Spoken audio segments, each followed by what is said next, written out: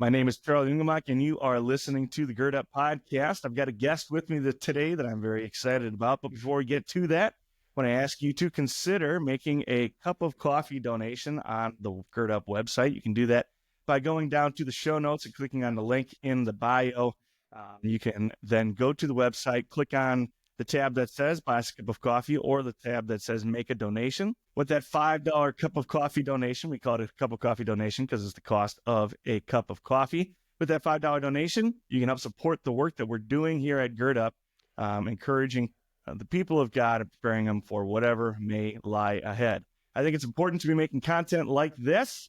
If you want to help us make more content like this, please consider donating and helping us do just that. Our guest today is a pastor of storied fame. Oh. And now professor at Wisconsin Lutheran Seminary. A man who's had a very unique ministry and a very unique person himself. Professor Harland Skip Goetzinger.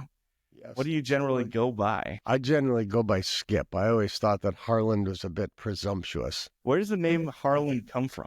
Harland is Swedish. That means warrior. Warrior. See, it's a good name, though. It's a very noble name, but I just always thought it was rather presumptuous. And my mother thought it was presumptuous. So she said to my father, he needs a nickname. You know, in the 50s, nicknames were very popular. So, more so than they are now. Yeah. And so is there a story behind Skip? There is a story behind Skip, and I could probably share it with your audience. They might get a kick out of it, or they'll just think I'm old and, crazy.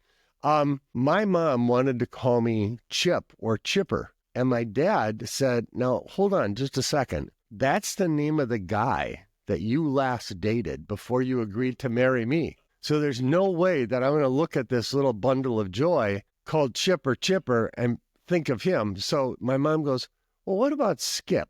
How do you feel about that, Hank? Skipper, He goes, all right, that's fine. So that's how I got the nickname Skip. Yeah, that's a good nickname. Have you ever seen the movie My Dog Skip? No. It's it's the kid from Malcolm in the Middle is like a 7 or 8 year old boy who adopts a dog named Skip and everything. Yeah. But apparently it seems to be a popular nickname from the 50s. It was. Did you know other kids named Skip? No. No. And I didn't know any Chips or Chippers either. Yeah. Yeah. Most of the kids that I hung around with in my grade school, middle school, had pretty boring, like normal Midwestern names. George, Jeff, John. Yeah. I, for a short stretch, thought Chaz was going to be a good way to go. They called me Charlie, with Charles, short for Charles, Chaz, Yeah. I started writing it on the top of my papers in middle school because Charlie is just too long to spell out, so. Takes a lot of energy. Yeah, it does. It does. That extra 3 letters is tough. It is. Yeah, Chaz didn't stick, so we're sticking with Charlie. He tried. You don't have so many nicknames, That's right. You only need one nickname. You only need one. One good nickname. Yeah. One good one for sure. Yeah. I've gotten a few nicknames I don't love so much over the years, but that's a kind of story. Yeah. And with that, we just pass over that speed bump and go to the next. You move it on. That's right. Yeah. So you mentioned you're a Midwest boy. Where are you from? I was born in the blustery city of Duluth, Minnesota, at the end very cold, the end of the far western point of Lake Superior. My father was a steamship agent. So all of those Lakers that would come into Duluth, eventually we moved to Milwaukee, he did the same thing. Seamen need to see doctors and dentists, so he would arrange for that. Cargo needs to come off, new cargo needs to go on. That was his job. He represented the interests of the Laker or the steamship business, and they would just hire a firm like the one that my father worked for. It was wonderful growing up because when we moved to Milwaukee, I was about 6 years old. In the summertime, I have fond memories of him taking me with him where he had to have dinner with the captain or lunch with the captain. And he would take me along, and you're sitting in the captain's stateroom having, smoked salmon and, wassa bread and, crackers from Sweden. But oftentimes, at least twice a summer, for probably 3 or 4 summers, I actually got to stay overnight in the owner's cabin. So he would be off with the captain, from 7 or 8 o'clock at night, but I get tucked in to this, a stateroom that's half the size of this room that we're in now. And it was wonderful, wonderful experiences. Yeah. So, yeah. So he would work for is like an agency that the shipping company would hire. Correct. In order to, interesting. Make sure that everything that needed to come out of the dock or everything that needed to come out of the hold in Milwaukee did, and everything that was in the warehouse in Milwaukee on the dock went into the ship to get, down to Chicago or over to Detroit or Windsor or what have you. Yeah. Interesting. And they're all foreign. They were all foreign born seamen, except usually for the captain. Yeah. Yeah. It was kind of cool. Very cool. Yeah. Very cool. And I never thought about that, but I'm sure those jobs still exist. Like somebody still has to be doing a lot of that. Yeah, trucking has really taken away a lot of that business, but there's just so much, you can't send enough trucks with pig iron in it or ore or coal or salt, road salt, So they still, but that industry has really plummeted by, oh my gosh, more than half. Yeah. Yeah. The dock in Milwaukee, the port of Milwaukee, the port of Duluth, not nearly as busy as they used to be. Okay. But yeah, tough way to make a living though. Yeah. Was it what is it, when you start talking about Lakers and seamen and things like that, you start to think of the crusty old ship captain. Yeah. What was your father like? Was he one of those guys? He was a very quiet man. He's a man of very few words. He was very good at waking me up on Saturday mornings at about 6 o'clock in the morning, starting about when I was about 8 or maybe 9 or 10. And he would wake me up on the one day of the week that a young grade schooler wants to sleep until 9, right? Wake up. Today, you're going to learn how to do disc brakes. Today, you're going to learn how to take the head off of a 6-cylinder engine, and we're going to replace the head gasket. Excuse me. Dad, I really have no interest in fixing disc brakes or learning how to replace the head gasket. No, you need to learn this stuff. So he was very good at passing on like physical, mechanical abilities. Yeah. So, which I appreciate today. Yeah. Well, you do a fair amount of woodworking, don't you? I do. Yeah. How did that come about? Well, I like building things. I like having an outlet that you can actually have an end product, and wood is just a wonderful material to be able to work with. Metal is much better because the tolerances are much tighter. Excuse me. But wood is this living material that, swells and contracts and you have to kind of play with that as you're making a box or a chair or a table. So I enjoy it. It's a great outlet. So you like working with wood more because it's a more organic component? Yes, and it has much more variety in it. You can get Purple Heart, which is literally purple. You can get Padauk, which is wonderful wood. You work with the black walnut from the felled trees here on the seminary campus. It's an absolutely wonderful, beautiful, variegated wood. It's very dark in some places, and it's very light and soft in other places in the same board, the same 6-inch wide board. It's just absolutely wonderful. Yeah. The interesting thing, here's an interesting side note. You look at black walnut and you go, what a beautiful piece of God's creation. When you are cutting black walnut, you would think, well, this thing is just going to be so aromatic, like spruce, pine, oak.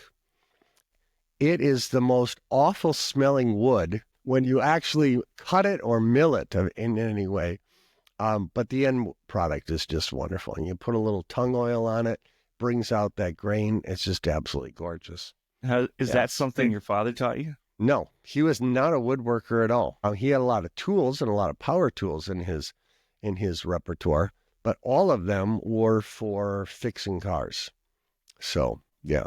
So how does a man then who didn't come by it through family, how do you end up into a hobby like that? I think I was in Ottawa, serving in Ottawa, Canada, And I believe that my desire was I had this beautiful workshop in the basement, albeit it was very small. It was like 6 by 8, really tiny, tucked up against the family washing machine. And I thought, I need to start making something, you know? And I had worked in a tool and die shop as a young man, and I wanted to always to have a Bridgeport milling machine, which is now out of business. Those are also really cool machines to have. But, you know, it's always outside. Even a used one is like $2,500 US. Now I could probably pick one out. But they're like owning an M1 tank or a Bobcat. You know, it's like, where do you park it? Where do you put a Bridgeport milling machine? You know, they're probably 7.5 feet tall. I mean, you're not going to put it in your basement. So I thought, well, I think I'm just going to take up woodworking. So you buy a few woodworking tools, hand tools, and then all of a sudden you realize, well, a drill press would be really helpful because then I can at least get that whole square. Unlike a hand drill, it's going to be off a few degrees. Okay, so you add a drill press, and then all of a sudden, well, you go, man, a bandsaw would be really nice. But then you buy the mini bandsaw from Delta that's only got like a 4-inch opening. So, and you just keep adding tools. You know, pretty soon you have a thickness planer, but then you realize you have a thickness planer, but if you want to do this right, you really need a jointer to have one solid, constant, flat surface. And then you wait for sales, and then you don't always buy, the Powermatic, which is, the platinum standard of all power tools. You know, you buy something that's maybe from the Canadian version of Busy Bee tool, that it's, Chinese made, but it's not poor quality. It's just not Powermatic, right? So you just add one tool at a time. That's kind of how I backed into it. Do you remember the first thing you made? I do. And your hearers are going to love this one. Okay, so here we have this confessional Lutheran pastor who, in his memory, as a younger man, being at the art museum in Chicago, I saw these little boxes with these little surreal environments inside these boxes.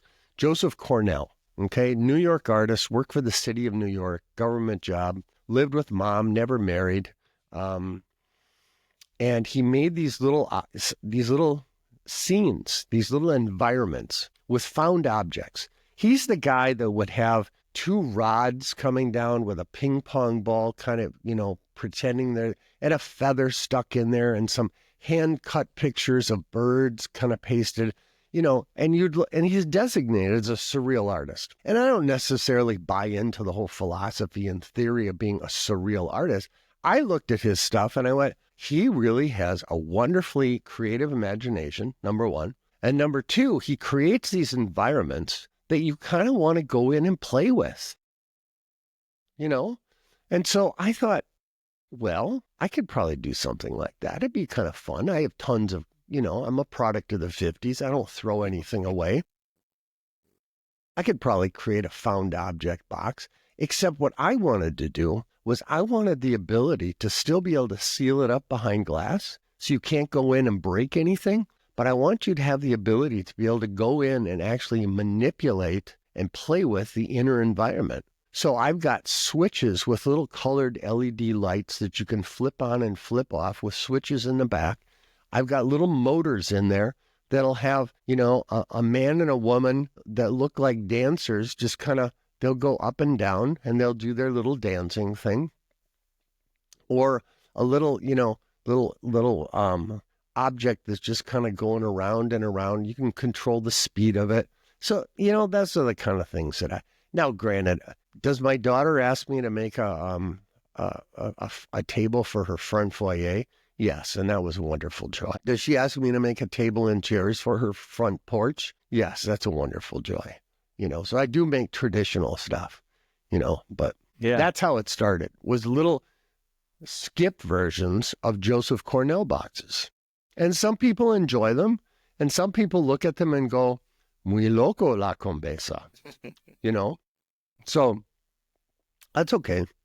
Yeah. I have fun making it. I have not made one though, Charlie, probably for about 3 years, 3.5 years, and then with the move to the seminary, I've got all the stuff in the basement, but, my daughter she asked me to make her a little keepsake box. So, Well, you made a box for Connor's engagement ring, right? I did. Yeah. Yeah. Yeah. And that was just a little chunk of black walnut. And you just take a Forstner bit and just put a nice, I don't know, what was it, a 1 1/4 inch hole into Not it. real big, yeah. And then I had some birch that was from this campus as well. And, made that as the same square size. So the birch is that black walnut really was very black. And the birch top is very light. And then you just put a little pin in it. So it just slides, very simple. And then I don't know, I had some, elaborately colored paper with red kind of paper with some gold gold thread going through it, just kind of make it have a little pizzazz. I mean, it isn't a ring for will you marry me? Yeah. Kind of important. Yeah. So that was fun. It was very easy to do. Does all this come naturally to you, or have you had to learn and pick things up over the years? No, most of it comes naturally to me just from working with my dad. I mean, the hearers of this podcast are probably going to be able to relate to the old 80s or 90s TV show MacGyver, where he had almost nothing, but he was able to make a nuclear bomb out of like a paper clip and I don't know what, a lot of nothing. Well, my dad, he owned a home in Hales Corners and things would break, and he didn't necessarily have the money to hire a plumber or hire somebody to come in. So you have to be kind of smart to figure out how to fix this stuff, right? And that just kind of rubbed off on me because he would often need an extra set of hands, and he'd say, Skip, I need you down here to help me with the water heater or whatever, or this gas line or whatever. So his fix-its we would call Hankisms, and they're really very clever. And quite honestly, this is a man that probably should have become an engineer, because he's just got that head for it. So that kind of stuff rubbed off on me. So I really don't have to Google how to make ABC 1, 2, 3, generally speaking. The one thing that has taken some time are dovetail joints. You can buy a fixture. There's probably 3 or 4 styles of fixtures. Not just the finger joints. Those are easy to do. It's the dovetail joints that are like finger joints, but dovetail, and they interlock, and they will not pull apart, right? Okay, those really do take about 10,000 hours of making them, partially with a bandsaw, mostly by hand, mostly by a handsaw, and mostly with a chisel, hand chisel. And, there's ways to cover up the imperfections when they don't quite, come together. But that has been my challenge, my ongoing challenge, because people love little boxes with dovetail joints. I mean, they'll settle for finger joints. They'll go, oh, that's cool. Thank you. I can put my love notes from my girlfriend in this box, but so, yeah. Yeah. That's my long story to your short question. What's the, you talked a little bit about, you enjoyed making what did you call them? Joseph Cornell. Yeah, the Cornell boxes. You enjoyed making those, and then a lot of the other things you made are almost out of either necessity or because somebody asked you to make them or so forth. But you could say no, right? Yeah, I could. So what's the draw? What is it that keeps you going back into the workshop and making more things? For me, it's, kind of a mental change of pace, right? My vocation, my calling now, my job description now, I don't think is nearly as pressuresome or stressful as being a daily pastor in a downtown urban congregation. But it's just a nice way to kind of flush your head, right? It's relaxing. It's something different from what you normally do. Yeah. And I just enjoy it. It's a sense of satisfaction at the end. In Connor's case, why did I agree to make him this ring box? Well, because I know in my head already, this is going to be a piece of cake to make it, right? And where is he going to get a ring box that's unique? I mean, he could go down to one of the jewelry stores somewhere in this greater Milwaukee area and walk in and say, by the way, can I buy a ring box from you? And they might sell him one, but it's going to be the same old clamshell with the, the felt, the velour on the outside. Boring. This is a little bit more special, right? So So next year when I get 2 students saying, can you make me a ring box? I'll be happy to do it. Well, now everybody's going to know about that box. So I don't know how much he talked it up or whether he kept it to himself or not. I don't know. it was cool. Yeah. It was fun making it. It didn't take long. Yeah. I think the whole thing took me maybe a walloping hour, maybe at the most. Yeah. So, yeah. Cool. I have plenty of chunks of black walnut aging in the garage and in the basement right now. So we have plenty of stock to make more ring boxes. There we go. Yeah. I just got to find the girl. And then when I find the girl, then I'll ask you to make the... I'd be happy to make you one. Yeah. So you mentioned the pressure that is the daily life of a parish pastor. Yeah, I think it's there. I don't normally, I don't think I'm playing games or covering up. I don't normally feel a whole lot of stress. I don't react to stress. I just kind of like, it's water off a duck's back for me. So maybe that was a bad way to describe. I know some guys do. I know a lot of guys do. Did I take my work home with me? Yeah, absolutely I did. Because being a pastor in many ways is kind of like being a farmer. You always carry the responsibilities of the farm and the animals on your shoulders, right? Professor Schutze will tell you in pastoral theology class, you're always on call, you're just not always on duty. And that's a very wise statement to kind of plug into your head. But that doesn't mean that you're not thinking about Eleanor, who you just came home from the hospital, who probably is, humanly speaking, not going to be with us in 48 hours, right? And you pray for her family, and you pray to the Lord that, in his wisdom, it would be kind of nice if you let Eleanor stay with us, because she is just a wonderful soul to have around. But she's your child, and if you want to take her home, that's your prerogative, right? So you're always thinking about, but I don't think it's really, for me, it was never really stressful.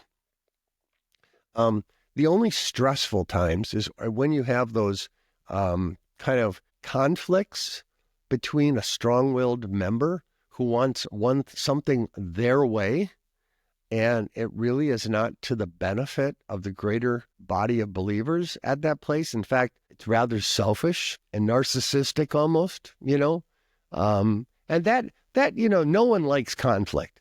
I don't care. You can pick out the one person that or your hearers can picture, who just seems to be like the pro at handling conflict. They don't enjoy it. The only reason they seem to be somewhat competent in dealing with stress or that conflict is because the Lord has honed them through several conflicts to learn how to deal with it, right? That it doesn't need to be personal, right?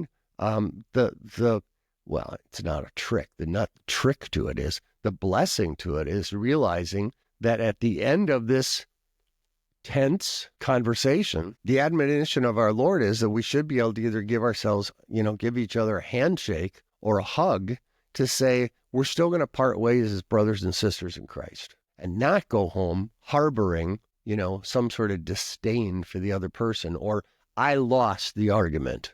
Who cares? Now, unless, of course, it's, to the detriment of the congregation that you're kind of representing in that conflicted conversation. But yeah.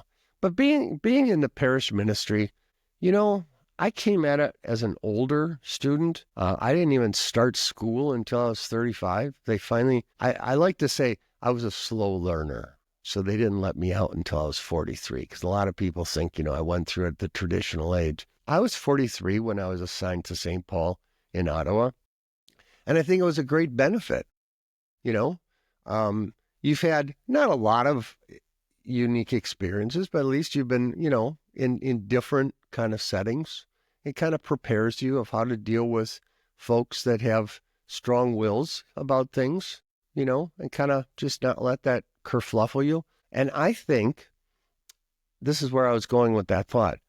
I have a great amount of admiration for these young men who, first of all, want to present themselves as candidates for the pastoral ministry, do what it takes to study for that office, but at the age of 27, agreeing to be called to be the shepherd of a flock.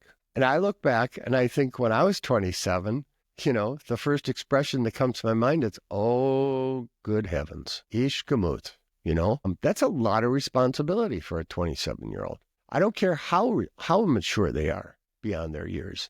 That's a lot of responsibility. And I have a great amount of admiration for the men that leave this seminary and agree to go out into the harvest field and serve God's people. Because you don't know what you're being sent to serve, or who you're being sent to serve, what situation you're going to be placed in. And I think, that opens up the conversation to a whole host of, have we prepared them? Yes, I think we have. But it's getting back to, I don't think that a young man should leave this place thinking to himself, oh boy, what am I getting into? What if there's, Charlie Cranky Pants at my congregation when I get there? Chances are they're going to all love you to death, right? And for a good long time. It's kind of rare that you run into Charlie Cranky Pants, So unfortunately I had a couple of them at St. Paul, but that's all right. Well, I think there's a few at every congregation. If you're around for long enough, they'll come out of the woodwork. Yeah, you're right. Yeah. You're right. At the same time, so I don't want to tell too many stories out of class, obviously, but my teaching ministry at times and overall was not an easy one. It's like I loved teaching, and have a lot of respect for the people that I served with and taught with and everything, but we were in tough situations pretty much the entire time that I was in the teaching ministry. We were in tough situations. Mm-hmm. And frankly, it took me a couple of years to be, the way I put it often is to be okay again. After I left there and went back to school, and just kind of like got my feet back under me again and so forth. And that is just being completely transparent. That is really the only concern I have. Like that's the only, I don't even want to say fear I have, like going into vicar year and also looking forward to being a pastor, God willing, called into ministry, is that like I can already feel the weight pressing back down on my shoulders again, the way it did the first time around my teaching ministry. And I don't want it to be that way. Like right. I want it to be a joy. I want it to be a joy. And frankly, I haven't experienced the ministry. I love the ministry. I want to be in the ministry. I can't think of it. I used to say stuff like I could work at the lumber desk of Menards and I'd be fine. That's not true. I've tried that now and I don't want to. I want to be in ministry. That's what I want to do with my life. Yeah. But I can already feel the weight coming back on my shoulders a little bit. And maybe there isn't a specific answer to this question, but how do I keep that from happening? I don't know. If you were me, I probably wouldn't even be thinking about it in the first place, because I'm thinking, the Lord's the one who's going to end up punching my ticket for what adventure I'm going to be on. Right. And so if he's in control of what adventure I'm going to be going on, how awful could this actually be? Sure. I don't know. Does that sound dismissive of your concerns? No. I hope not. I don't mean it that way. But I have children, one of them in particular, that builds up scenarios in his head based on past experiences that if the past was like this, the new scenario is no doubt going to fall into the same kind of category. And why do you do that to yourself? You don't know what it's going to be like. In fact, it might be an absolute bobsled ride of just a hootenanny of a time, right? Now, the fact that the Lord allowed you to go through, teaching ministry is not easy today. I believe, some of my brothers might disagree with me, I believe that they are the great unsung heroes of our church body, right? They're dealing with situations where the kids are getting dropped off reeking of dope. You're not sure that they even had breakfast. From the look of their hair, thank the Lord it's very short because it doesn't look like it's been washed for a week. The clothes are stained. And you look for some support from mom and dad, and they don't even know what day it is. when you call, right? And yet you have these very dedicated teachers who are saying, no, it's important that these kids in this messed up world that they're being allowed to be in, learn about Jesus in one way, shape, or form, or at least see an example of Jesus in me, their teacher, or our principal, whomever, you know. But just because you've had that experience, that's actually good character building experiences. It's not fun in the time. Not at all. No way is it. You look back, though, years later, and you go, oh my gosh, that was good character formation for me to prepare me for now this thing that I have facing me now. But you know, when you're young, that track record is very, very limited, right? God's building that track record of experiences for you, you know, so everything is a big deal, you know. Does that make sense? And so then, you know, then you have a little reprieve, and then all of a sudden you're going like, your brain wants to protect you, right? In the best way possible, right? Oh my gosh, what if it's going to be like my experience of teaching at, you know, St. John's, right? Well, it might be. And then you're prepared for it. It might not be. You know, the other thing that you've got to look forward to as a vicar in our system of training is that, generally speaking, I can't think of an exception. That's why I said generally speaking. We have really gathered together a really great group of supervising pastors. These men are really good at protecting and keeping from being bruised and scratched and damaged in transit the vicars that are entrusted to their care, right? Now, after they get to know them 4 to 6 months down the road, they may allow them to get bruised or scratched in transit. But you trust the supervising pastor that it's a controlled burn, you know, and it's for their benefit. But these guys, when I was a supervising pastor, I was very protective of our vicars. It's not that I didn't let them have a new experience, not that I didn't let them have a little bit of discomfort at the time, but I'm not going to let them get thrown into the deep fryer, you know, and get a crispy, crittered vicar back, you know, because that's no good. Because then it just takes a ton of time to build that guy's confidence back up or put it in perspective. So take it for what it's worth. That would be, you know, my thoughts on that. Yeah. Now, I think you bring up a great point when you say, especially for young people, you've got such a limited perspective from the time side of things, right? You've only experienced a lot of these things once. And you haven't, especially, I mean, I was only teaching for 6 years. I was only 2 years in one place and 4 years at the other. Only 6 years. Yeah. Well, boy, did I grow up though, man. I'm sure. What I don't want to paint it overwhelmingly negative either. It was more about just the time and place and neighborhood. Yeah. Both the congregation and a school in transition. Like, it just is.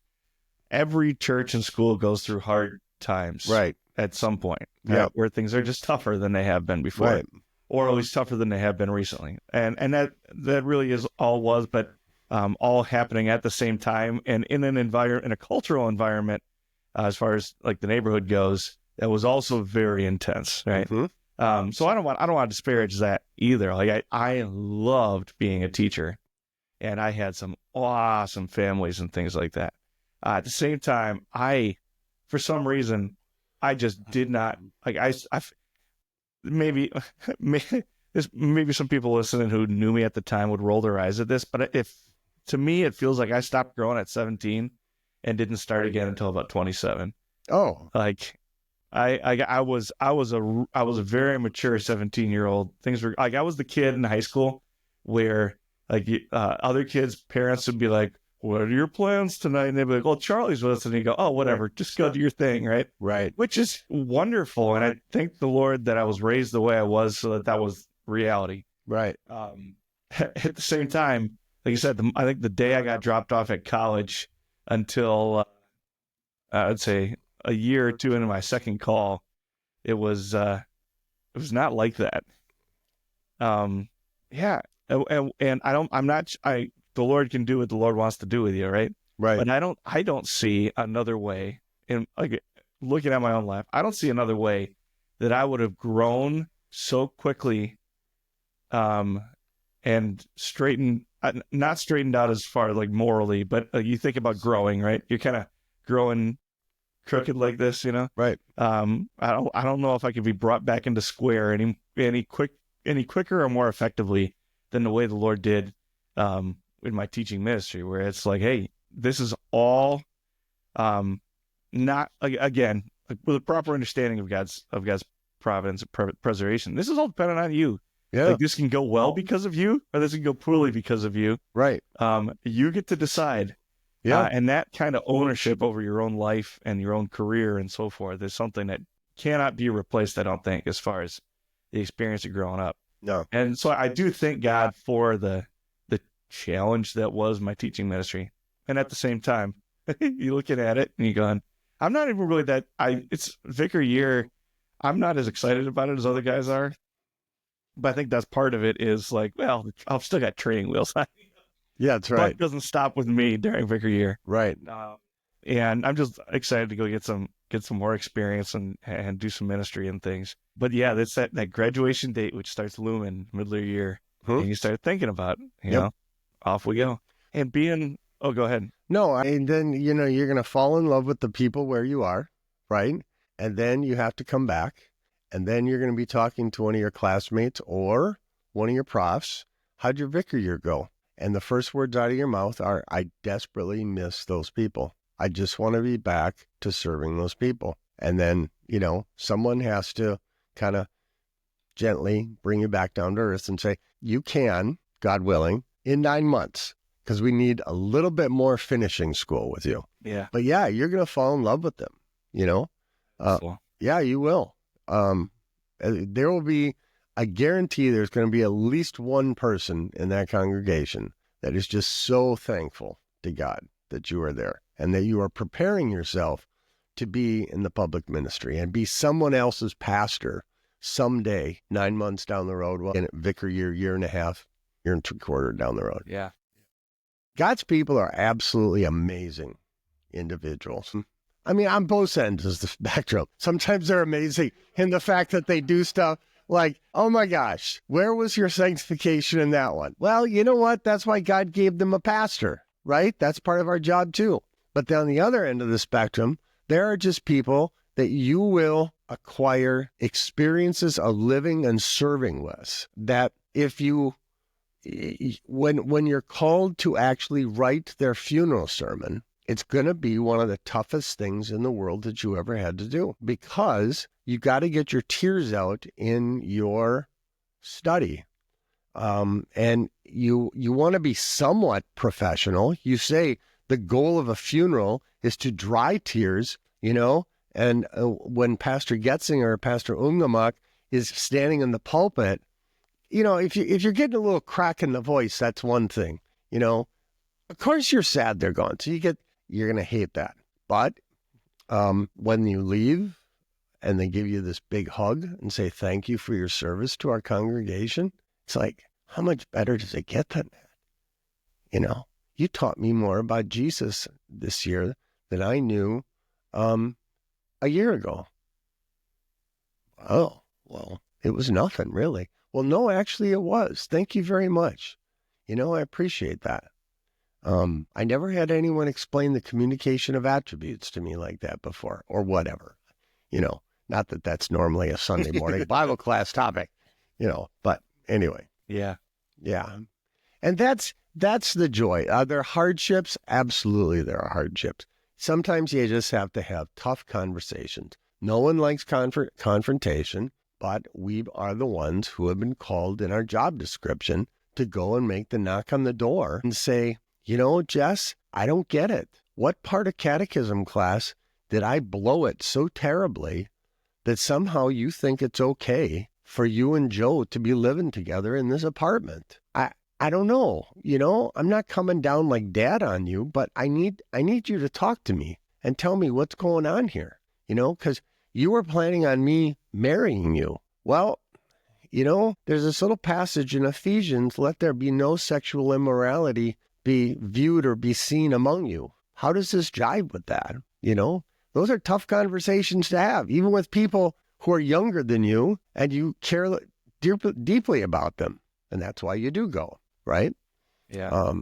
Or whatever that is. No one likes to do that, but no one's going to do it except for you. Their dads aren't going to, generally speaking. I'm sorry to say. Their moms aren't going to talk to them because that's just, that's what young people do now. That's kind of how it is. It's kind of socially acceptable. They're gonna get to know each other a little bit better. And maybe the marriage will actually last more than just 7 or 8 years. Might last 15. It might last the whole lifetime. If they have this little, come on, Pastor, don't be so, come on, get with it. Well, don't say that to me. That's pressuresome, Pastor, if you're going to be legalistic about this, maybe this is not the church for us. Well, now you have 2 conversations that you have to have. You have the conversation with the daughter, and you have the conversation with mom or dad or both, First of all, let's define legalism. And second of all, let's define blackmail. Yeah. Right? Don't blackmail me. Right? Yeah. I'm doing publicly what you called me to do on your behalf. And that is to stand up for the truth of God's word. Out of love for God's word, out of love for God, and out of love for the effect that word is going to have on the soul of your daughter. Or the effect that the world is having on your daughter, and how the word needs to come into contact with that. To be reminding her, what she learned in Sunday school, what she learned in catechism class, And after a while, it becomes like going and visiting. I like to call them straying sheep. I think in our church body, we love to call them delinquents, because all of a sudden they lost their Christian IQ somewhere. So they're delinquents. They're straying sheep. You can say that it's semantics, but I think if you talk about them as straying sheep in your deacons or elders meeting, it starts giving your guys a different view, right? No one likes to go and talk to the straying sheep. Why not? I love that part of the job. I loved it because I had a rapport with them, generally speaking, beforehand. What happened? Was it something I said that you misunderstood? Was it something somebody else said? I mean, what's going on here? And it's giving them an opportunity. Oh, wow, this is the famous phrase. I'm just back from a conference. And the famous phrase now, it gives voice. It gives them voice. Okay, well, I'm not going to make fun of that phrase. It's a good way to describe it. It gives them an opportunity to voice their opinions, which oftentimes people don't have that option in life anymore. I don't know how we got off on that topic of confrontation. Stressful situations, thinking about vicar year. People are going to love you, Charlie. I hope so. No, they are. You're a very likable guy, No, I'm not blowing. I was going to think that's why I brought you on here. Like, come on, say something good. Yeah, right? No, I'm not saying that just to build up your ego. Although if it has that effect, that's a fine thing. Because there's enough challenges and pressures and stresses, real life pressures and stresses. I think you have more of them while you are here at the seminary than you are going to have when you're out in the ministry, because it prepared you. We got you through not me, the seminary faculty, the curriculum, the way that it's designed kind of got you through some of those situations, got you to experience some of that. So when you do get into the public ministry, your vicar year or your first year, it's not like, oh my gosh, how am I going to get this all done? You already know what it's like to get 1 major paper, 2 small papers, and study for a systematics test, all within 3 days, right? Or 5 days, or what have you. That's not exactly, I wouldn't call that fun, but it's necessary, and you got to do the best you can with the time you have available, right? And it prepares you. So, yeah. So I'm gonna ask you about your transition into being because it's hard to imagine you being anything other than a pastor. Now, granted, you've been a pastor for quite a while now, so that makes sense. I'm going to ask you about that in a second, but I'm going to give you one more opportunity to pastor me a little bit here too. Oh, Because you've done a wonderful job so far, and I just want to talk to you about it. well, I didn't mean to. No, that's wonderful. Oh, No, okay. that's great. That's All right. awesome. Okay. The other, I said earlier, that was one of my, and really the biggest of my trepidations, if you will, going into vicar year and going off into ministry. Yeah. The other one is being a single guy. How do you do like marriage counseling and things like that as a single guy? And two, now maybe this is a little bit naive because I don't know. Maybe this is a little naive, but in a lot of ways, it was married guys as they're being sent out, especially if they're being sent out to like mission settings and things like that, which is what I would love to do. They have somebody with them, right? Somebody's going with them. Yeah. And as a single guy, I don't have, and perhaps by the grace of God, I will find somebody between now and then, but it's not guaranteed to happen. And frankly, it's not terribly likely to happen, which is okay. I don't want to be in this alone, right? No. And I very much look forward to the day where I get to be a dad and a husband and so forth. Right. Yep. And that's not an easy thing to accomplish while serving while being a seminarian or even serving as a pastor. At least it doesn't seem to be. Right. What are your thoughts? Our son was in that situation in his vicar year. He's very much a people person, found it to be an extremely lonely situation. What did he do? He spent an awful lot of time on the phone with his mom. He spent an awful lot of time on the phone with his buddies who were married. He spent an awful lot of time being invited by members who took a heartfelt concern about him being alone. It also, he's also diverted himself into becoming one heck of a chef. He's very good at cooking and not craft dinner with wieners, Oscar Mayer wieners cut into it. He just really loves to cook. So that was another diversion. I would have to, ask him, or someone would have to, put two and two together and figure out, who he is in our church body and email him and say, this is what I heard your father say you did during your vicar year. What else did you do? I don't know if he had a female relationship being developed at that time. I think during your vicar year, you have a little bit more free time than without responsibility than you do when you're finally back at your fourth year at the sim and when you're finally out as a pastor. I have known some very fine people that, they go on the Wells dating website and have met some very fine people. That was not a vehicle that was available during my generation. So, I did it the old school way. I saw a physical human being over there and I went, oh, attractive, smart, witty, I think I'd like to get to know this person, right? This woman. So, those are the things that I know my son did. I think that it's probably even doubly contingent on a single guy to get himself into a very regular and rigorous amount of time of sitting at Jesus' feet and saying, I need you to talk to me because I know you're willing to listen to me, but I'm not always willing to listen to you. And please forgive me of that sin.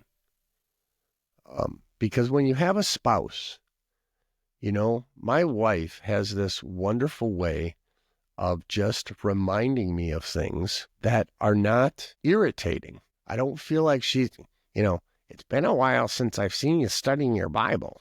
No, she just has a very nice way of reminding me anything that needs to be done. You're not going to have that necessarily when you're a single vicar. I really pray every year since I've been in the ministry, I have prayed for, let me back up.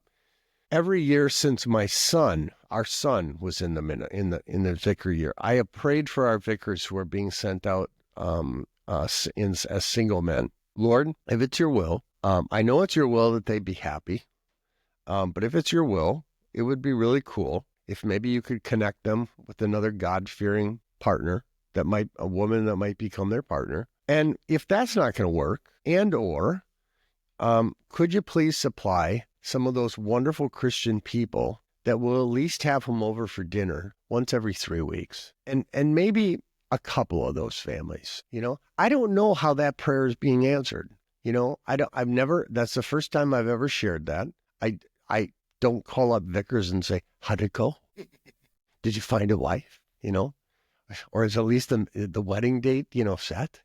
I have never followed up on that, but I guess because we had a son that went through that experience, and he's very much a people person. And so it was very easy for him to feel lonely going home at the end of the day. Even if he stayed, ate dinner at the office, stayed for the council meeting, and then you go home at 9:15 to an empty apartment. No cat, no dog, and definitely no spouse. That's kind of tough. Now, if you're one of those people like the Apostle Paul, where you love people, but I'm perfectly fine with myself. I really don't need a spouse, I'm okay with that. Well, I don't know too many people like that. I think maybe in my lifetime, I've maybe met 2, that were had the gift of being single.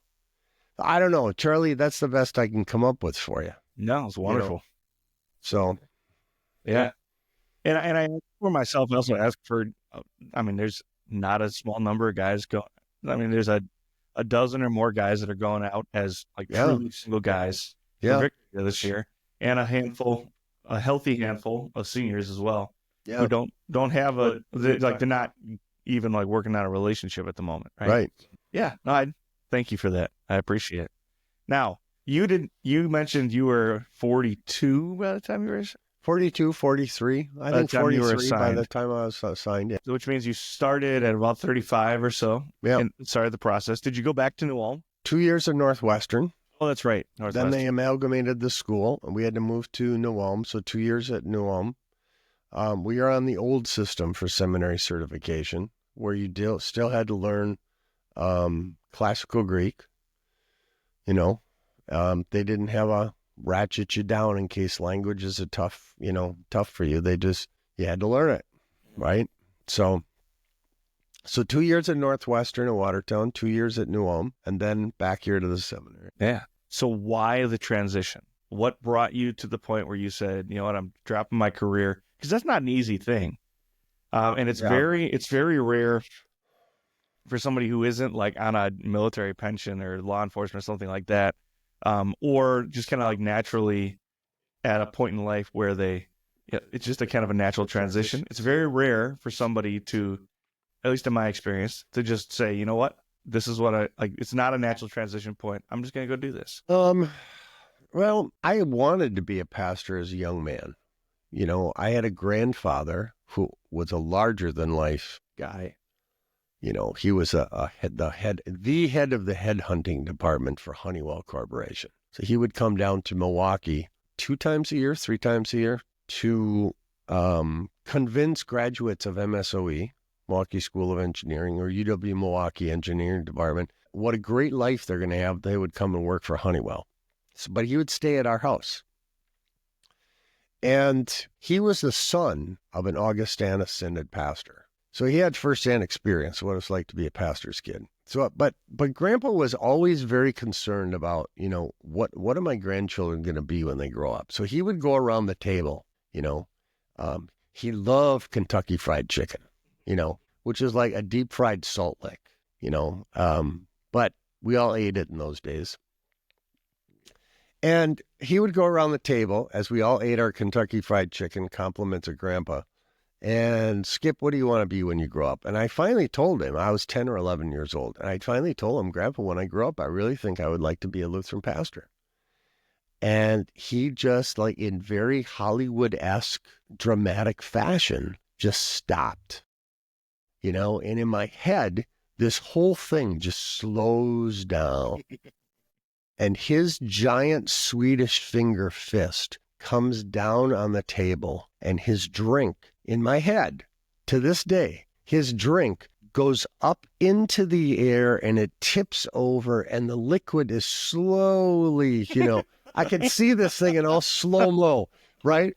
And he's saying there is no fill in the blank way that one of my grandsons is going to be a pastor in the Lord's church. Now, he was an active member of his church. Now, Augustana eventually became LCA. LCA eventually became Elka, but they weren't Elka yet. They were still LCA.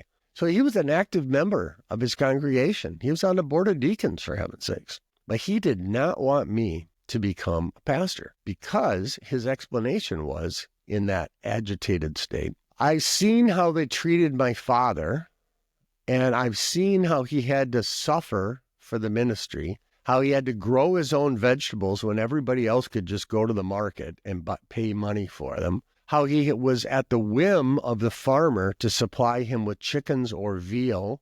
You know, he had to raise his own chickens for eggs. It's a ridiculous way to how to make a living. And no, fill in the blank, grandson of mine is going to become a pastor. Well, I was so upset with him. Oh my gosh. You know, these were in the days where you did not leave the table unless you asked your mother if you could be excused. Right? I was so upset with him that I got up, stormed out, went up to my bedroom, and I just even refused, much I confess my sin, to get up in the morning and say goodbye to him, because then he was going back to MSOE, and then he was going to head home to the Twin Cities from Milwaukee. It was years before I talked to him about that, you know, and he did not live to see me enter into the ministry. You know, he was called home long before I ever entered. So that was my goal. Now, I'm at St. John's Root Creek, which for the youngsters means St. John's on 68th and Forest Home on the south side of Milwaukee. And I approached Pastor Marty Schultz at the time.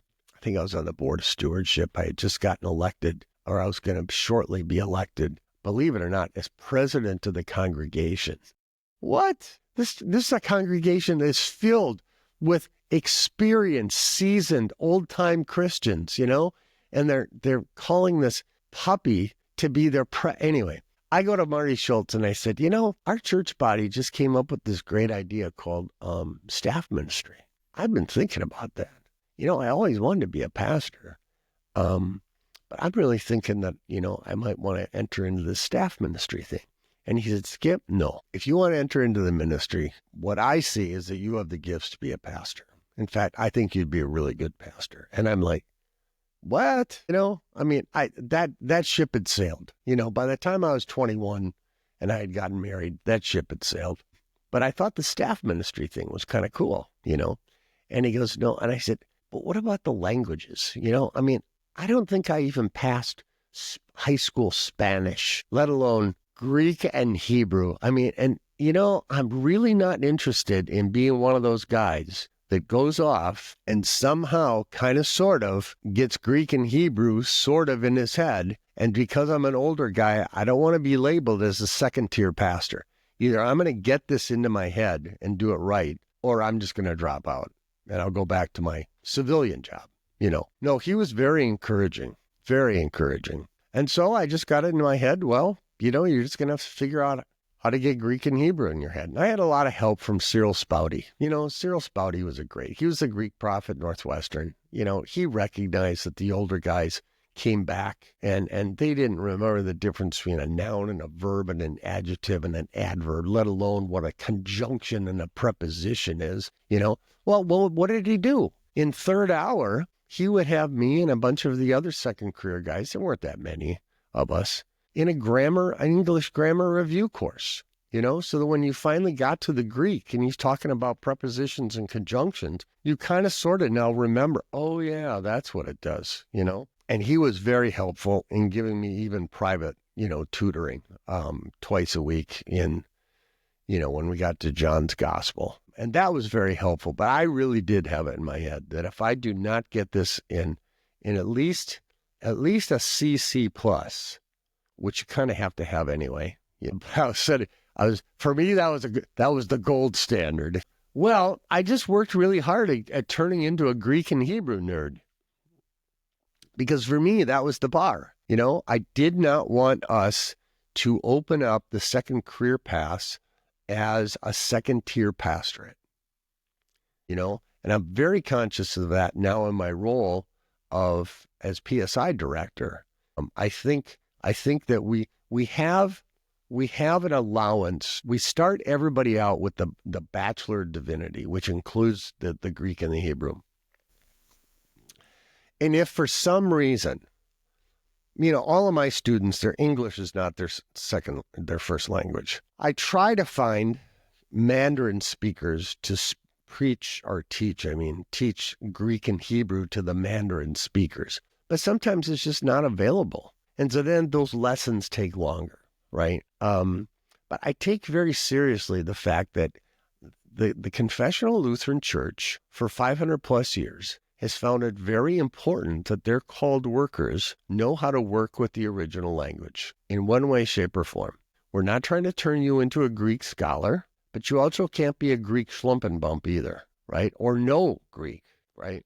So if a guy says, this is just not working, I am driving myself crazy, I'm beating my head against the wall, his supervising pastor calls me and says the same thing, what do I do? Well, we have the option of moving you down to a Bachelor of Theology, taking the languages out, and then I just have you pinky swear to me that you're going to turn Greek and Hebrew into continuing education for yourself, which I have absolutely no guarantees that that's going to happen, right? So what I've done, or we've done, is to try to circumvent all that, is we buy them a copy of Logos just because it's the most popular. If they want Accordance for their Mac or their PC, we'll buy them Accordance. But we ask them to pay for a third of it, and PSI pays for 2/3 of it, so that there's some kind of, not assurance, but help, safety net, support, that even if you were only a C student in Greek, hopefully you're going to continue to learn or we've taught you how to use Logos. Our instructors will teach you how to use Logos. And you'll continue to use that tool, right? Even if language is not your thing. Because quite honestly, you kind of need to learn how to make language your thing in our vocation, right?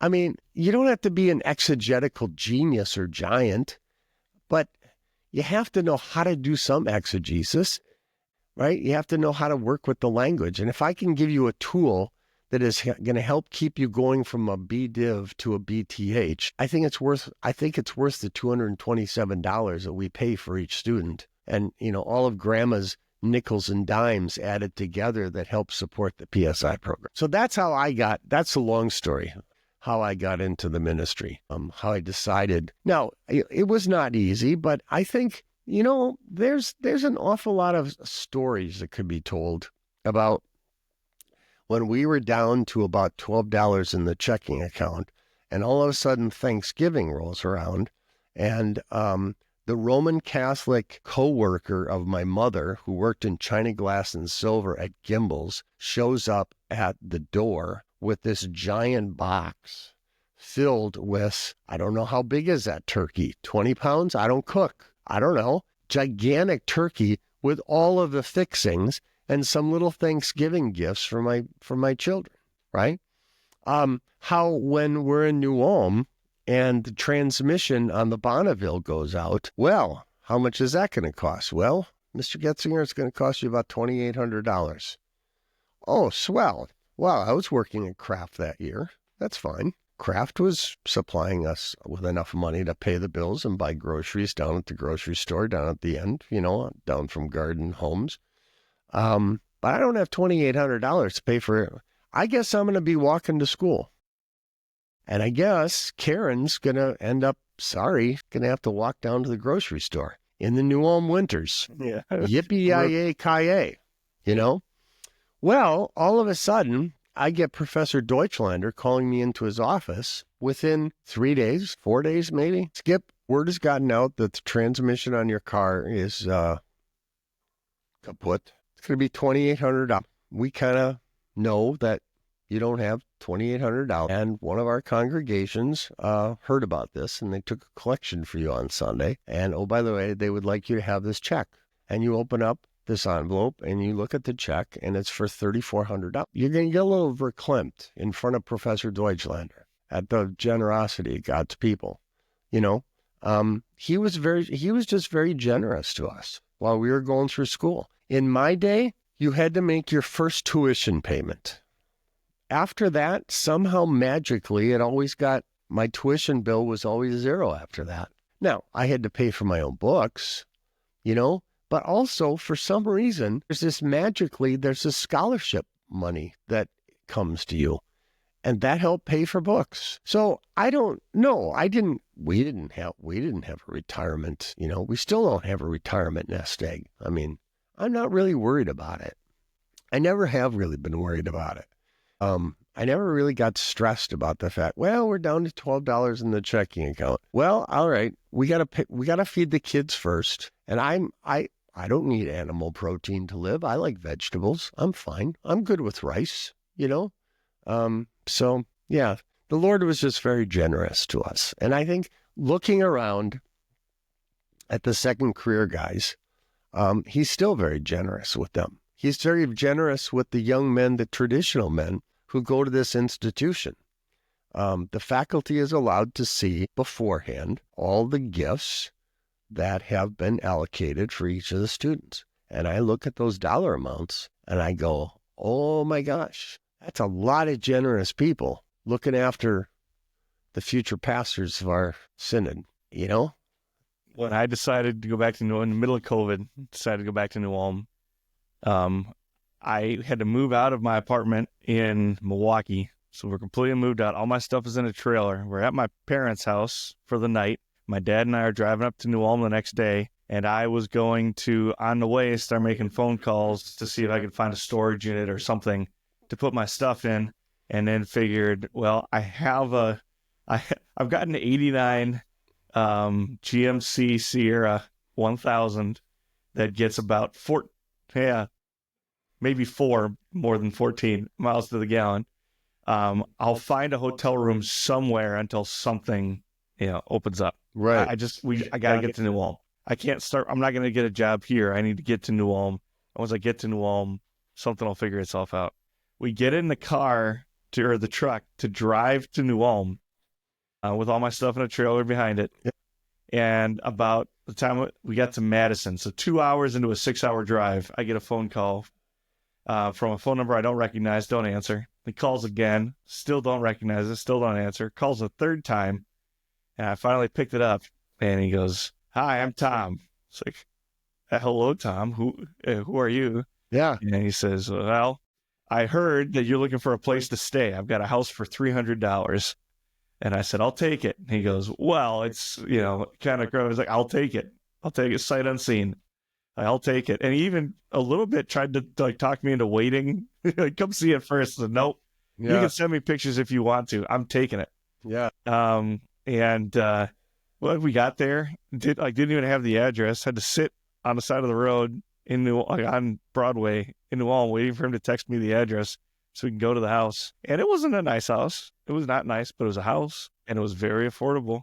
And I have lacked for absolutely nothing all the way along the way. In fact, I've done better than lacking. Like I've had more than what I need every step of the way, all the way through. Maybe it's with the perspective of me being a little bit older now, but, and I know I should know chapter and verse, but you guys are smart and you'll be able to figure out where it is. It's in Proverbs, and it means, once I was young, but now I am old, but I have never seen the righteous forsaken or their children begging bread. I've never seen an exception to that, either in my own life or my children's life or the lives of my brothers in the ministry, or in the lives of the people that God has called me to be their shepherd, or in the lives of the students that go to school here. It just brings a different perspective, an added layered onion, layer perspective to his grace. And it doesn't mean you're going to be swimming in it. No. But it means you'll lack for nothing. Yeah. Our sinful nature has an awful lot of wants. And you know what? Maybe it's not even your sinful nature. Maybe you just want a bigger bandsaw so you can cut bigger wood at one pass, right? But he always supplies the needs. Always. Excuse me. I think if you bought that big mill, I think it would get put to use. It definitely would. I think it'd be put to use around campus. No, it definitely. It would definitely be bigger than Link's down in his workshop.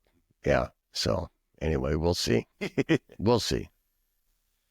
So, becoming like making that switch from being, well, what were you before? What were you doing for a living before you? I had started out, Karen and I were planning on getting married, and she got really sick. So I dropped out of University of Wisconsin-Milwaukee and got a job at Century Hardware, which was down here on Woolworth Road, very close to Garden Homes.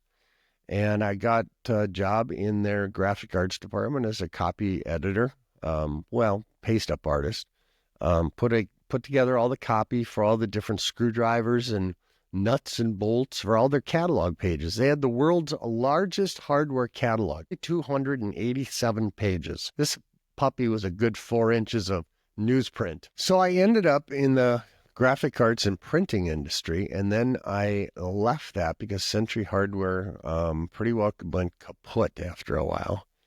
And I went to work for my dad, who owned an auto parts store out in Muskego for a couple years. It was kind of a family obligation. All the kids worked for him at some point. I just happened to end up, he offered me a job because he knew my job was done. And, I didn't overly enjoy it, but, you sell auto parts to a man when his beloved vehicle is not working. Not his best day. Not his best day. And it's continuous flow of guys like that. And after a while, you talk about maybe not stress or pressure, but, undesirable behavior that you have to put up with. Anyway, so I started my own business and just kind of branched off into a little bit of advertising and marketing consulting. Why are you trying to sell these aftermarket train parts to everyone and anyone that doesn't own a train? Or why do you send it to the president of CNN Railroad when you should be sending, stuff like that, when you should be sending it to the head of maintenance or something like that? Anyway, so I had a nice little business going, and it was paying the bills, and I had it well, diversified, different industries. And then all of a sudden, George Bush decided that he was going to go to help out Kuwait against Hussein. And that was not even a major skirmish, for heaven's sakes. But the market reacted very adversely. And all of my customers, except for one, which was not enough to live on, went, I know you're going to have you do this work for us, but let's just put that on hold for a while. And everybody did that with no, we're going to put it on hold for until such and such a date so you can kind of plan on it. No, everyone was just very panicky because this was the first major conflict in that generation's lifetime. They were like, Chicken Little, the sky is falling, for heaven's sakes. And it was not that big of a deal. Well, it was from the loss of life standpoint, but that's, So I ended up closing my business and got hired by an old family friend. In fact, he lived right across the street from us when I was growing up. I babysat his kids because his son was very strong-willed and refused to be babysat, by a woman, So they paid me nicely to watch after this very fine young man. So I went to work for Bernie. Bernie Schreiber was always very supportive of him. He's in heaven now, but he was very supportive.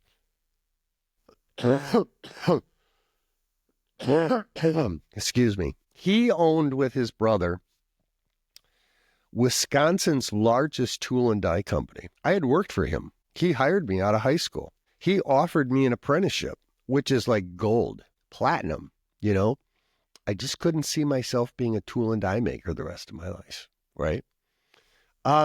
So he hires me back. He hears that business is done. He hires me back. And I did some work for him trying to make a wicker and rattan business take off that he had purchased. He was always looking for the next big thing that was going to make him not necessarily a lot more money, but it's just something fun besides the tool and die business, right? Mm-hmm. You're saying tool and die isn't exciting? What? Saying tool and die isn't exciting? Well, I think he had done it so long that it was just kind of like ho-hum, you know. So I was working for him. He had bought a carbide tool company, and he was I was working back there. My boss was going up for a meeting and said, "Oh, by the way, Skip, I'm just letting you know, you're probably going to get a promotion and you're going to be running carbide specialists." I went, "Oh, that might be a little bit of a problem because I'm kind of been accepted into a program at Northwestern College because I really want to go back and study, be a pastor." Oh, sorry, Charlie. So, Jay goes up for his meeting, doesn't come back. I'm getting packed up to go home for the night, and Bernie comes back, you know, this lifelong family friend. And he says, "Skipper," in his German accent, "Jay tells me that you're going to go and study, be a pastor." I said, "Yeah." I told him the whole story. I'm trying to give you the Coles Notes version. And he said, "You know, I can see that in you. In fact, I think that's a perfect match for you. I've known you most of your life, and I think that's a perfect match for you. So what are your plans?" And I said, "Well, I hadn't had a chance to talk to you about this before, so this is kind of premature." And he said, "Well, let me tell you what your plans are going to be. Your plans are going to be that you have a key for the place. You know what needs to be done. Obviously, I can't keep you in carbide specialists. So how about if I move you off to the cleanup crew? You and Johannes can kind of coordinate. You come and go as you can. If you can give me at least 20 hours a week, that would be great. And I'm going to tell you how this is going to go down. You're going to stay on the company medical so that your kids are covered.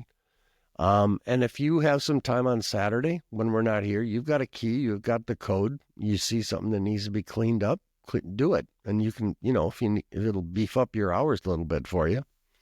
Very supportive, extremely supportive. And he's LCMS English District, not exactly,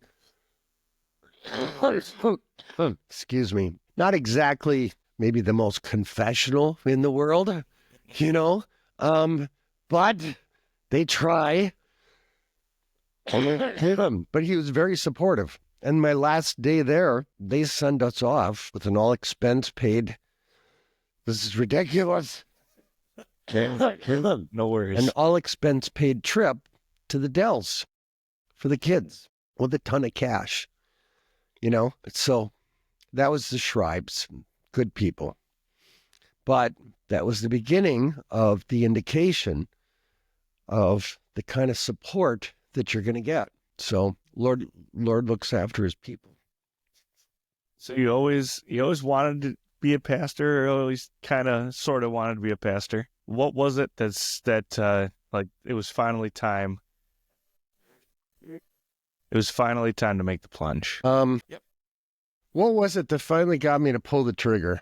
I just found that I was doing more and more volunteer work at church and just enjoying it and remembering that there was a time in my life when this was very important to me, that I wanted to be a pastor.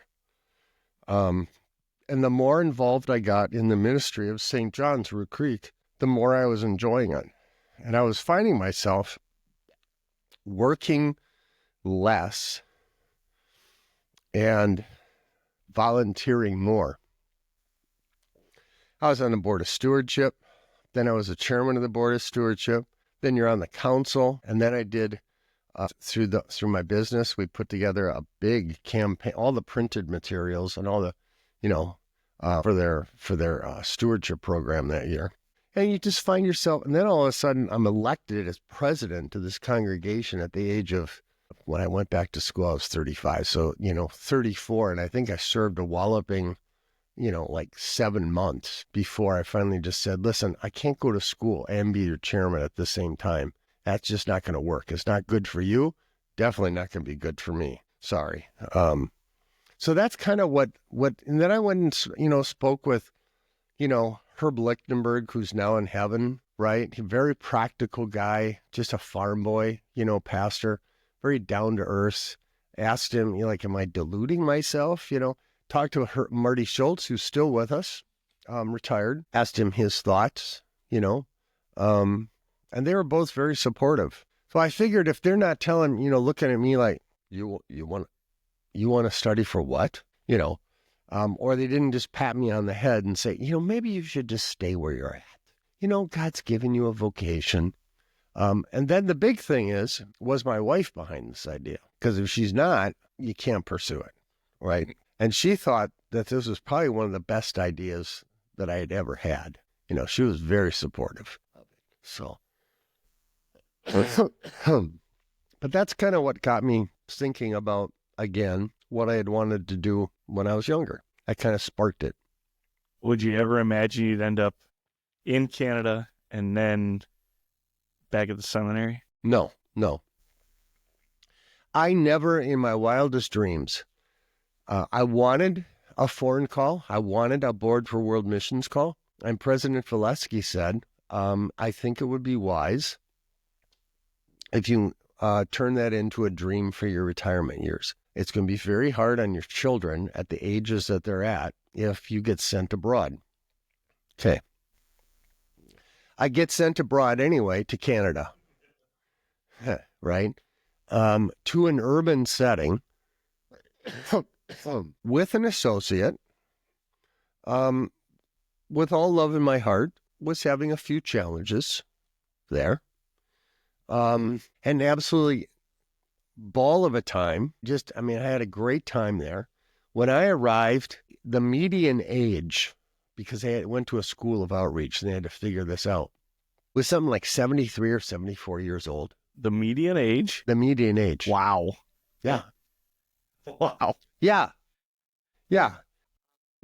On a good Sunday, we were worshiping maybe 140, maybe once in a while. It's like 125, 130. And then by the time I took the call to come here to the seminary, COVID hadn't quite bounced back. We had, prior to COVID, we were at about 155, 162 for worship. And the median age was more like 37, 38. We had gone from being, when I first got there, to being a Germanic-centric Anglo-Saxon congregation in downtown that people were driving to because they had a romantic attachment to the place because I was born here, baptized here, confirmed here, and married here. And I live 20 or 25 minutes away, but this is still my church. But other than that, they never came downtown. When I took the call here after 22 years of serving there, so that median age had plummeted, and we were at, 15, 16, 17 different people groups in one congregation. It was awesome. Yeah. It was just so much fun.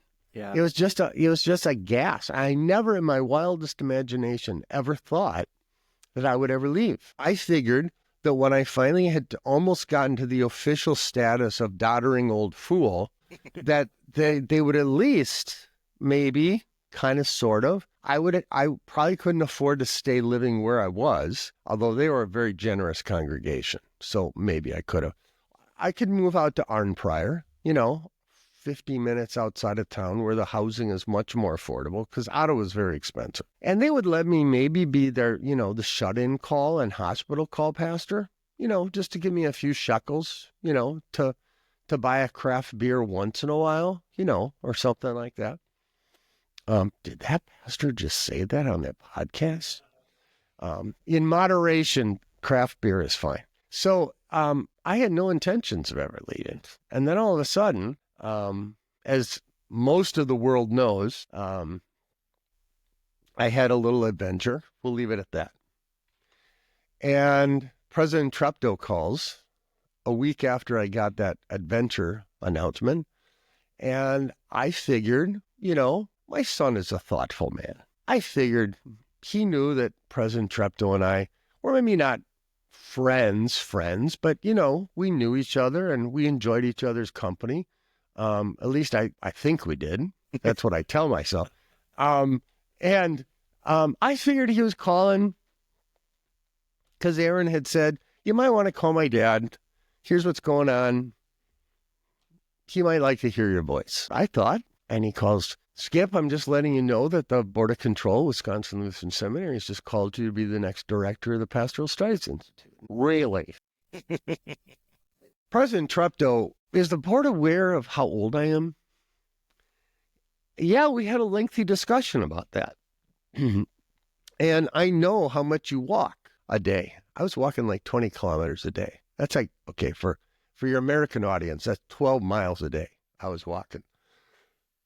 We figure you're in good, healthy shape, and you'll be with us for a good long time. So, it's humanly speaking, Charlie, it's the only call in our church body that could have ever enticed me away from the ministry at St. Paul's, Ottawa, Ontario.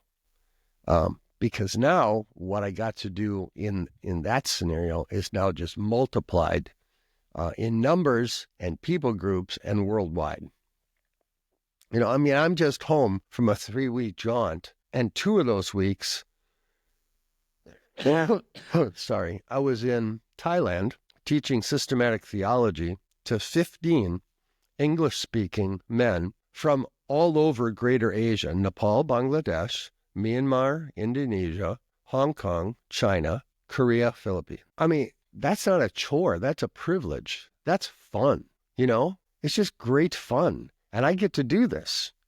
I never in my wildest imaginations. I used to tell Professor Sorum when he would come up or when I would see him, you have the best job in the synod. And he goes, yeah, I know. He would, Yeah, I know. I never in my wildest imagination ever thought that a second career guy, as an older man, to compound against it, would ever get called to be the pastoral studies and the PSI director, let alone get called back to the seminary. It's just like, oh my gosh, I am still waiting. Charlie, true confession time. I'm still waiting for that day to come.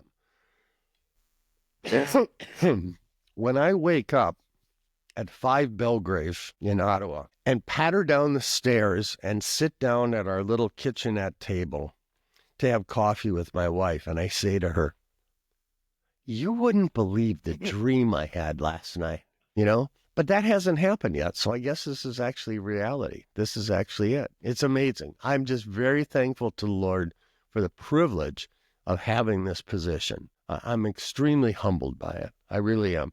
And I pray that the Lord continue to give me life and breath, not just so that I can continue to have fun doing what I do, but just because the work is important, Not that somebody else can't do it, but I happen to be the guy in the office right now, So I just very much enjoy it. So I pray that he can give me many more years. My classmate, Pastor John Scharf, who is the chairman of the Board of Control of this institution, said to me in the after party, after ordination or after installation party at the house, he said, well, Skip, he said, I just want to be clear. You owe me 15 years. And I said, John, I would be 80. I'm not sure I'm going to be functioning on all cylinders when I'm 80. You will be. You owe me 15 years. So that's the goal. I pray that happens. You and me both. Yeah. So if somebody's interested in learning more about the Pastoral Studies Institute or the work that you do at the seminary, where can they find that information? If you go to the seminary website, dols.edu, and you don't even have to scroll up a whole heck of a lot. There's 3 little blocks of info at the bottom. The middle one is the Pastoral Studies Institute, and you can click on that, and that'll give you all the information that you want to know. You can call the seminary, talk to Nola Zemlicka, our administrative assistant. Lovely. She was lovely, Nola, who answers the phone like 98% of the time, and say, if I give you my address, can you send me some information about the PSI? But it's not going to be any more information than what's on the website. Now, you can always call me. I'm happy to talk to you. Just call the seminary office, and Nola will take a message and pass that phone number along, and I'll call you back, and we can talk about the PSI program. I'd love to. Just to let you know ahead of time, the Pastoral Studies Institute is designed because our budget comes from the Joint Mission Council, we almost never, there has to be extenuating circumstances. Our students are not Anglo males. Our students are everybody except Anglo males. Primarily diaspora in North America and Canada, U.S. and Canada, and then teaching abroad. The idea is we find a man like Jacob Luke, South Sudanese Nuer, St. Paul. His people want him to be their pastor. He starts studying in the PSI program, becomes a pastor of their people. Hopefully, because of them through the Joint Mission Council, he has a connection back to his home country, perhaps the Gambela refugee camp, where we can start working with the one team in Africa, the Africa One team, or the One Africa team, and help establish an embassy for the gospel through his contacts. That's primarily one of the reasons why we don't have Anglo students. Now, we do have 2 Anglo students, but one is in Canada and one is in England.